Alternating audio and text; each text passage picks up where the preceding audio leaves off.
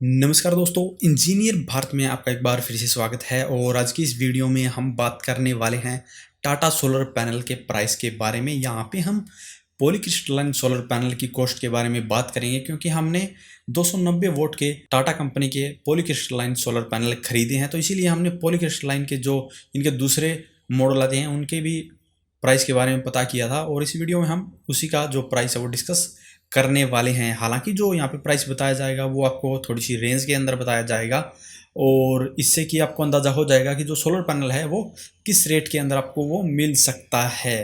तो जैसा कि हमने पहले भी काफ़ी वीडियोस में आपको बताया है कि जो सोलर पैनल होते हैं उनकी जो कॉस्ट होती है वो पर वोट के हिसाब से होती है। यानी कि अगर आप एक 100 वोट का पैनल ले रहे हैं और वो आपको 45 रुपये पर वोट के हिसाब से मिल रहा है, तो आपको उसके 4,500 रुपये देने पड़ेंगे। इसी तरह जो जितने भी सोलर पैनल होंगे, जितना बड़ा आप सोलर पैनल लेंगे उतना सस्ता आपको वो मिलेगा।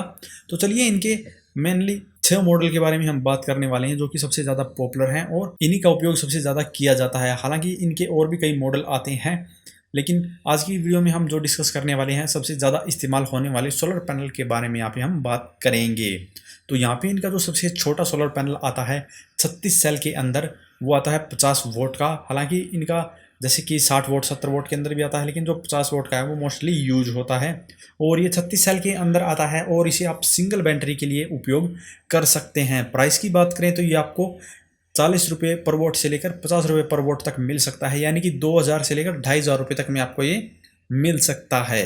इस पैनल की ओपन सर्किट वोल्टेज वो 22 वोल्ट रहेगी और शॉर्ट सर्किट करंट है वो 3.06 एम्पियर रहेगा।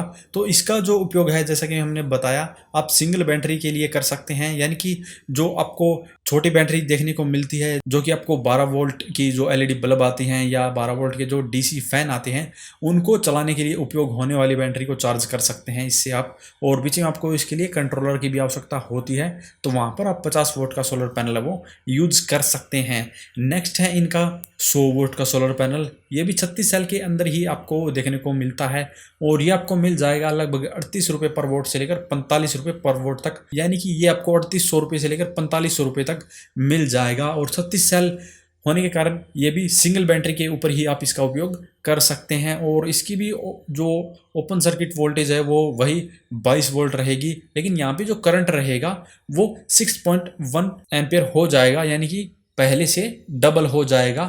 तो यहाँ पे इसका उपयोग आप अपने सिंगल बैटरी के इन्वर्टर पे कर सकते हैं। अगर आपके पास में PWM टाइप का सोलर इन्वर्टर है उसके ऊपर आप इसको डायरेक्ट यूज कर सकते हैं।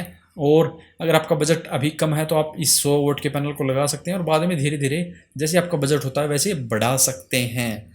लेकिन यहाँ पे मेरी रिकमेंडेशन यही रहेगी कि आप थोड़ा सा बड़ा पैनल खरीदने की कोशिश करें जो कि आपको थोड़ा सा सस्ता मिलेगा। इनका जो नेक्स्ट है वो है 160 वोट का। ये भी 36 सेल के अंदर ही आता है और ये आपको मिलेगा 35 रुपये पर वोट से लेकर 40 रुपये पर वोट तक। यानी कि ये आपको 5600 रुपये से लेकर 6400 रुपये तक मिल जाएगा।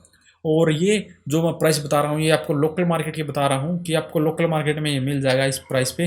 अगर आप ऑनलाइन खरीदेंगे तो शायद आपको ये थोड़ा सा कॉस्टली पड़ सकता है, क्योंकि ऑनलाइन के अंदर जो इनका शिपिंग चार्ज वगैरह होता है वो ऐड हो जाता है। और इसकी भी जो ओपन सर्किट वोल्टेज है वो 22.2 है और जो शॉर्ट सर्किट करंट है वो 9.3 है। तो इसका जो उपयोग है वो आप वहीं फिर से सिंगल बैटरी के इन्वर्टर पर ही कर सकते हैं, क्योंकि ये 36 सेल का सोलर पैनल है और ये मोस्टली यूज होता है इन्वर्टर के ऊपर ही। क्योंकि जो सिंगल बैटरी के सोलर इन्वर्टर होते हैं या नॉर्मल इन्वर्टर होते हैं जिसके ऊपर कंट्रोलर लगाया जाता है, उस पर भी 160 वोट का ही सोलर पैनल का उपयोग किया जाता है। यहाँ पे जो नेक्स्ट है वो है 290 वोट का और ये 60 सेल के अंदर आपको देखने को मिलता है।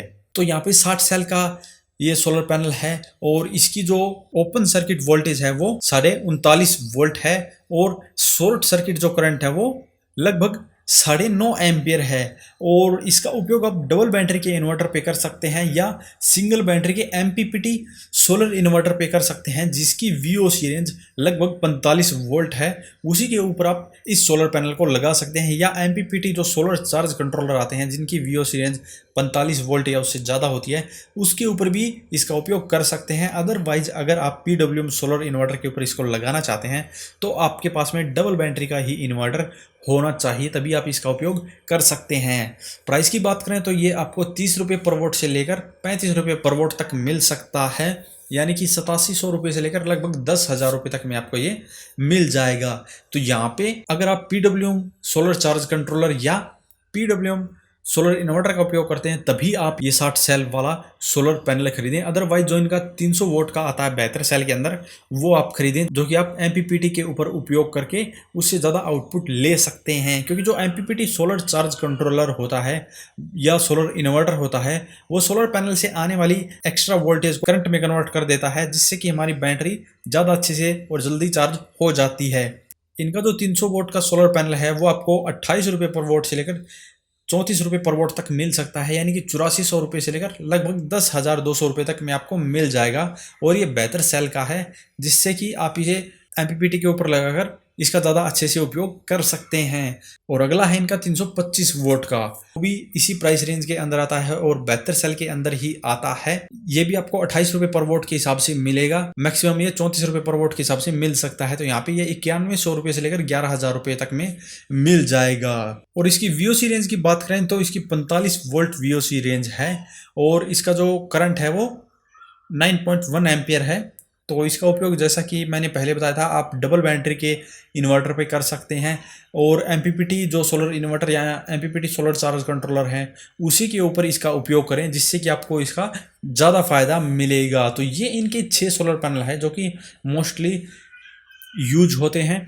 तो इनमें से आप कोई भी सोलर पैनल खरीदने से पहले ये देख लें कि आपके पास में जो सोलर इन्वर्टर हैं या सोलर चार्ज कंट्रोलर है वो किस टाइप का है। क्योंकि PWM जो सोलर चार्ज कंट्रोलर होते हैं उसके ऊपर आप डबल बैटरी का जो इन्वर्टर होगा उसके ऊपर आप 60 सेल वाले और 72 सेल वाले दोनों ही पैनल लगा सकते हैं।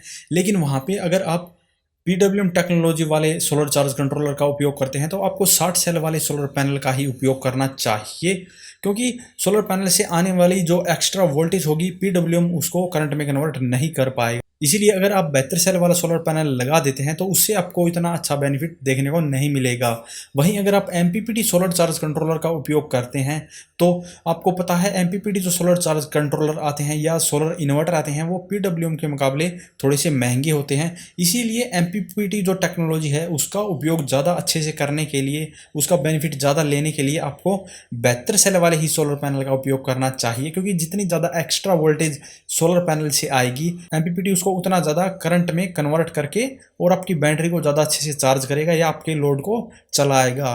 और यहाँ पे एक बात को विशेष ध्यान में रखना है कि जो 36 सेल वाले सोलर पैनल हैं वो आप सिंगल बैटरी वाले PWM के ऊपर यूज़ करें। अगर आपके पास में सिंगल बैटरी का MPPT है तो वहाँ पर आप 60 सेल या 72 सेल वाले किसी भी सोलर पैनल का उपयोग कर सकते हैं। वहाँ पर सिर्फ आपको ये देखना होगा कि जो आपका सोलर इन्वर्टर है उसकी जो VOC रेंज है वो 45 वोल्ट से ज़्यादा होनी चाहिए, तभी आप 72 सेल वाले पैनल का उपयोग कर पाएंगे। और इनके अलावा अगर आप किसी और सोलर पैनल के प्राइस के बारे में जानना चाहते हैं या उनका उपयोग कहाँ पे किया जा सकता है उसके बारे में जानना चाहते हैं तो वीडियो के कमेंट बॉक्स में कमेंट करके हमसे पूछें। और अभी के लिए इस वीडियो में इतना ही। अगर वीडियो पसंद आए तो वीडियो को लाइक करें, शेयर करें, साथ ही हमारे चैनल को सब्सक्राइब करें। सब्सक्राइब करने के साथ साथ बेल आइकन को जरूर दबाएं ताकि इसी प्रकार की वीडियो आपको समय समय पर मिलती रहे। धन्यवाद।